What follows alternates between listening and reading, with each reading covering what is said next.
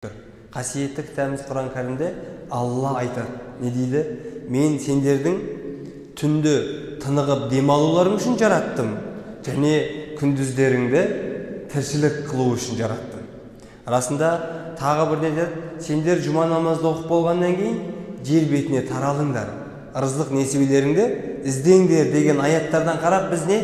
Еңбек етуді біздің дініміз, яғни бізге үйрететін көреміз. Пайғамбарымыз саллаллаху алейхи вассалам айтады: сіздердің ең жақсыларыңыз дейді, өзінің маңдай терімен, адал еңбегімен ырзық несібесін тауып жеген адам, ол ең жақсы адам дейді. Енді пайғамбарымыз тағы бір хадисте айтады: бүкіл келген Алланың пайғамбарлары барлығы қой баққан дейді. Сонда сахабалар айтады: я Расулалла, ал сіз ше, сіз де қой бақтыңыз ба дегенде, пайғамбарымыз айтады: иә, мен де қой бақтым дейді. Пайғамбарымыз қойды да баққан. Пайғамбарымыз саллаллаху алейхи вассалам өзінің аяқ киімін өзі жамап киген. Пайғамбарымыз ешкіні тес алған.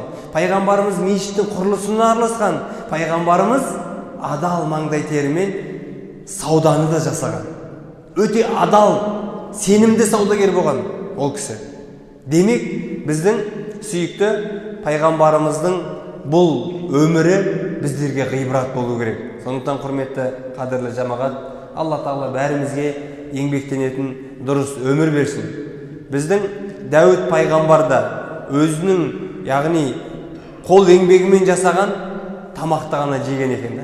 Дәуіт пайғамбар өзінің сондай еңбегімен солай адал нан тауып жеген. Пайғамбар саллаллаху алейхи вассалам айтады: егер ақыр заман жақын қалды дегенді естісеңдер, қолдарыңда бір шыбық болса, көшет, тал, соны егуге асығыңдар дейді. Сендердің себептеріңмен бір жеміс, жидек, бір тал ексеңдер, одан шыққан жемісті бір адам жесе, яки бір құс, болмаса бір жануар, болмаса бір пайдаланса, тіршілік, онда ол сендер үшін садақа болып жазылады дейді. Имам Бұхариде келген хадисте.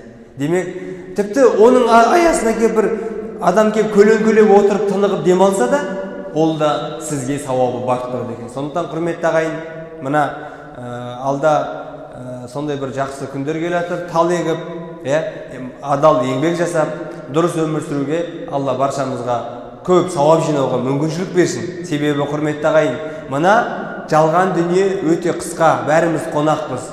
Бірақ осы қысқа ғұмырымызда қолымыздан келгенше, шамамыздың жеткенінше жәннати сауапты істерді көп-көп жасап қалайық.